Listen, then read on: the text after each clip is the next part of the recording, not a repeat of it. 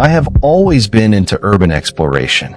Ever since I was 15, I have been sneaking into abandoned buildings with my friends. Hospitals, schools, factories. We would take photos, make videos, just explore places nobody else went anymore. I am 23 now, and I still do it. But after what happened last summer, I am a lot more careful about where I go. This happened in August 2023. My friend Tyler found this abandoned psychiatric hospital about an hour outside our city. He found it on Google Maps just by zooming in on random rural areas and looking for structures that seemed abandoned. The hospital had been closed since the early 2000s, just sitting there empty for over 20 years. Tyler showed me some photos he found online, and it looked perfect. Big building, multiple floors, lots of rooms to explore. We decided to go on a Saturday night, just the two of us. We left around 9 p.m. so we would get there when it was fully dark. The drive took us through farmland and small towns until we turned off onto this narrow dirt road. We parked about a quarter mile away from the hospital and walked the rest of the way with our flashlights off. The building was massive, 4 stories tall, long wings extending from a central section. Most of the windows were broken and the exterior was covered in graffiti. We found an entrance through a broken basement window. We had to crawl through on our stomachs, but we made it inside. The basement was exactly what you would expect. Long hallways, old equipment, water damage everywhere. We explored for maybe 20 minutes taking photos before heading upstairs. The first floor was the administrative area. Offices, a reception desk, a cafeteria. Everything was trashed, chairs overturned, papers scattered, broken glass everywhere. We kept going. Second floor, third floor, patient rooms, treatment rooms, everything abandoned and decaying. Then we got to the 4th floor. This floor was different. It was quieter somehow. Less graffiti, less trash. Like people did not come up here as much. The hallway stretched in both directions. Doors on both sides. All closed. Tyler opened the first door on the right. It was a patient room. Small. A bed frame. A chair. Nothing special. We moved to the next room. Same thing. Then the 3rd room. This one was different. The door was locked. Tyler tried the handle. It would not budge. He looked at me and said we should try to force it open. I did not think it was a good idea, but he was already kicking at the door. 3 kicks and it flew open. The room was completely empty except for one thing. A chair. In the center of the room, facing the door, and someone was sitting in it. I saw them for maybe 2 seconds before Tyler slammed the door shut. We both just stood there frozen. Tyler whispered, "Did you see that?" I nodded. We heard movement inside the room, the chair scraping against the floor. Tyler grabbed my arm and we ran. We sprinted down the hallway, down the stairs, through the 1st floor, back to the basement window. We squeezed through and ran to the car. Did not stop until we were inside with the doors locked. Tyler started the engine and we drove. We did not talk for the first 10 minutes. Just sat there breathing hard. Finally, I said, "What the hell was that?" Tyler said, "I do not know. But did you see their face?" I said, "No." "Did you?" He said, "No. But I saw their hands. They were just sitting there, completely still, like they were waiting for us." We argued about what to do. Should we call the police? Should we go back? We decided not to. We did not want to get arrested for trespassing. And honestly, we were too scared to go back. But here's the part that still messes with me. 2 days later, Tyler called me. He said, "You need to see this." He sent me a photo. It was a screenshot from his phone camera roll. The photo was from that night, from inside the room with the chair. But Tyler did not take any photos in that room. We were only in there for 2 seconds before we ran. I asked him where he got it. He said he did not know. It just appeared in his camera roll. Time stamped from that night. From the exact time we were in that room. The photo showed the chair and the person sitting in it. But the person was not looking at the camera. They were turned around, looking at the door, looking at where we had been standing. And their face, I could see it clearly in the photo. It was not a face. It was a blank white mask. No eyes. No mouth. Just smooth white surface. Tyler said he was deleting the photo. He did not want it on his phone. But the next day it was back. Same photo. Same timestamp. He deleted it again. It came back again. This went on for a week. Every time he deleted it, the photo would reappear a few hours later. Then one day it stopped. The photo was gone and did not come back. But Tyler still will not go urban exploring anymore. He said that place changed something. Like we saw something we were not supposed to see.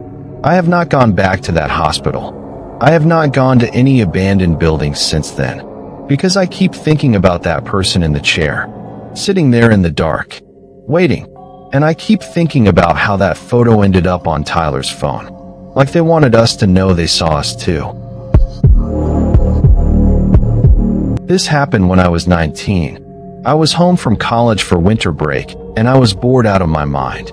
My friend Marcus hit me up and asked if I wanted to go explore this abandoned factory on the edge of town. I had heard about it before. It used to make car parts back in the 80s before it shut down. We decided to go that night around 11 p.m. We brought flashlights and our phones to take photos. The factory was huge.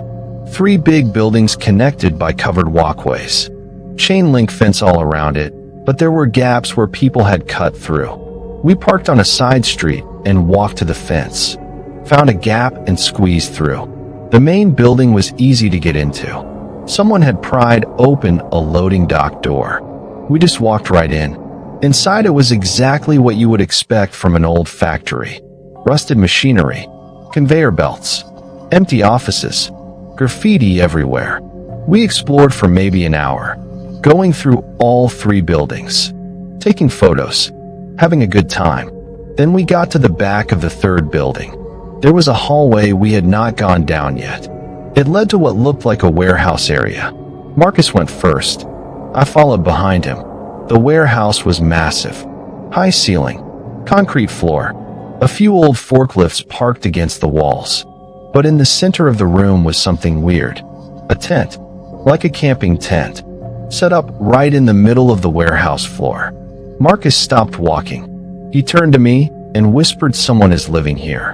We should have left right then, but we did not. Marcus walked closer to the tent. I stayed back near the doorway. He got within maybe 10 feet of it and stopped. He shined his flashlight at the entrance. The tent flap was open, but it was too dark inside to see anything. Marcus called out, "Hello? Anyone in there?" No response. He took another step closer, shined his flashlight inside the tent. Then he stumbled backward. His flashlight dropped. He turned and ran toward me. We bolted out of that warehouse, back through the hallway, through the factory, out the loading dock door.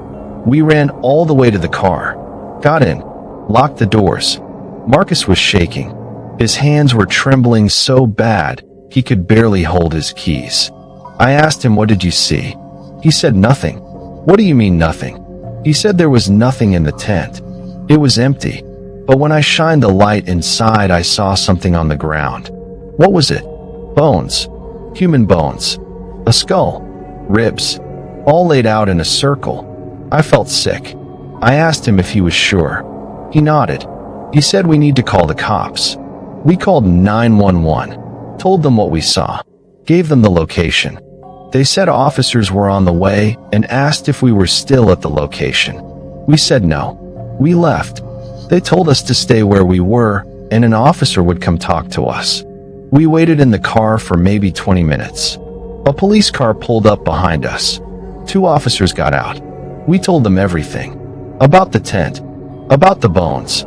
They asked if we had gone inside the factory. We said yes. They said we could get in trouble for trespassing, but they would let it slide this time since we were cooperating. They wanted to check out the factory. Told us to wait. They were gone for maybe 30 minutes. When they came back, they said they did not find anything. No tent. No bones. Nothing. We told them we were not lying. We saw it. Marcus saw it up close. They said they searched the entire warehouse. There was no tent there. We went home. Marcus and I talked about it for days. trying to figure out what happened. Did someone move the tent after we left? Did we imagine it? Were the cops lying? We never figured it out. But here is the thing that still bothers me. About 2 weeks later, I was scrolling through local news online. I saw an article about a body found near the old factory. Construction workers were clearing the lot next to the factory for a new development. They found human remains buried in the ground. Police said the remains had been there for years. They were working to identify them. I called Marcus, asked if he saw the article. He said yes. We both think the same thing. Whatever we saw in that tent was connected to those remains. Maybe someone was living there who knew about the bodies. Maybe we stumbled onto something we were not supposed to see.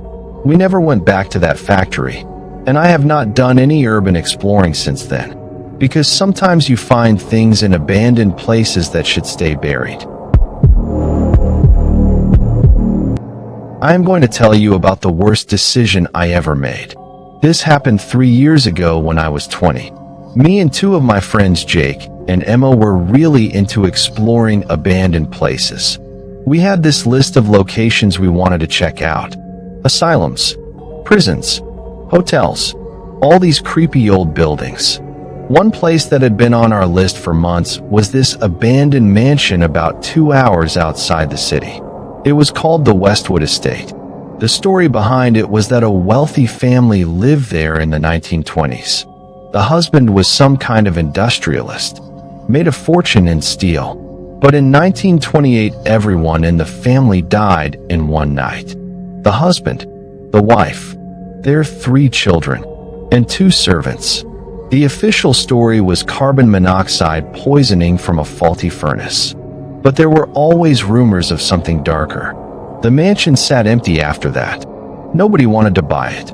It got a reputation for being haunted. We decided to check it out on Halloween night. Because we were idiots. We drove out there around 10 p.m. The mansion was at the end of a long driveway off a dirt road, surrounded by woods. The building was huge. 3 stories. Stone exterior. Broken windows.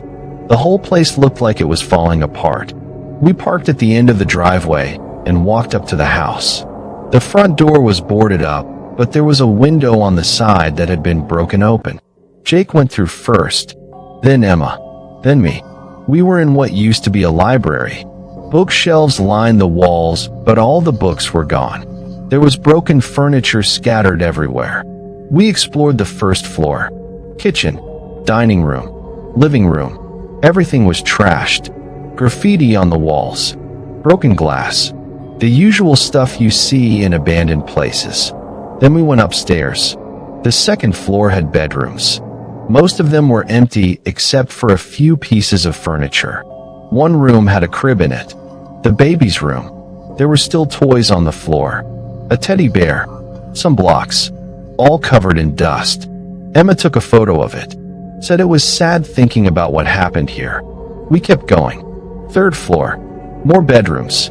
More empty rooms. At the end of the hallway was a door. It was different from the others. Heavier. Made of dark wood. Jake tried the handle. It was locked. He said we should try to open it. Emma said we should just leave it. But Jake was already looking for something to pry it open with.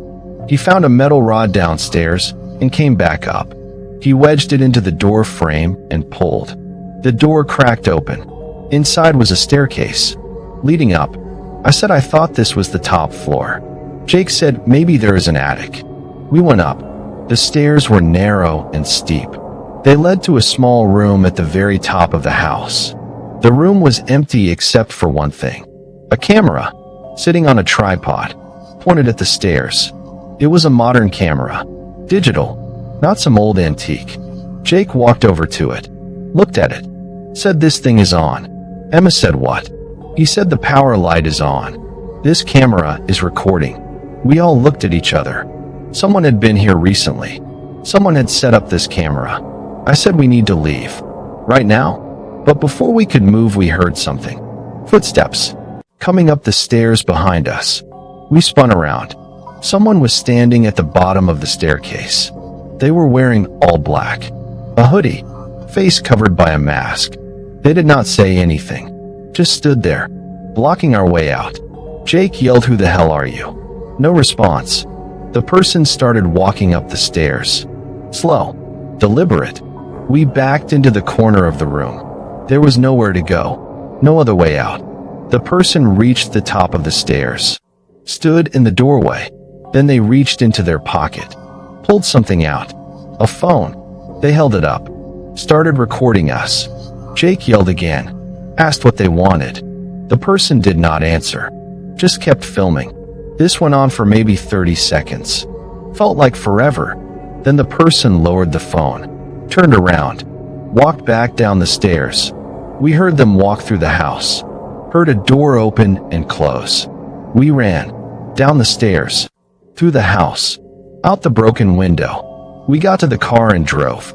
Did not stop until we were back in the city. We talked about calling the cops. But what would we say? We were trespassing. We did not get hurt. Nothing actually happened. We decided to just forget about it. But I could not forget about it. A week later, I was scrolling through YouTube, looking at videos of abandoned places. I found a video called Exploring the Westwood Estate. I clicked on it. The video was from a channel with no other videos. No profile picture. No description. It was footage from inside the mansion, walking through the rooms, going upstairs. Then the camera went to the 3rd floor, to that door at the end of the hallway. The person opened it, went up the stairs to the attic, and there we were. Me, Jake, Emma, standing in the corner, looking terrified. The video showed us from the perspective of that camera on the tripod. Then it showed us running out of the house. The video ended with text on the screen. "Thank you for visiting." I showed Jake and Emma. We all freaked out. Jake wanted to report it. Emma said we should just let it go. The video stayed up for 2 days. Then it was deleted. The channel disappeared. We never found out who was in that house. We never went back. But sometimes I think about that person, standing at the bottom of the stairs, filming us. And I think about how they knew we would be there that night, like they were waiting for us. If these stories freaked you out, make sure to hit that subscribe button and turn on notifications. Drop a comment below and tell me about your own urban exploration experiences. Have you ever found something you were not supposed to see? Let me know. And if you want more true horror stories like these, I have got plenty more to share. Until next time, stay safe out there. And maybe think twice before trespassing in abandoned places. You never know who might be waiting inside.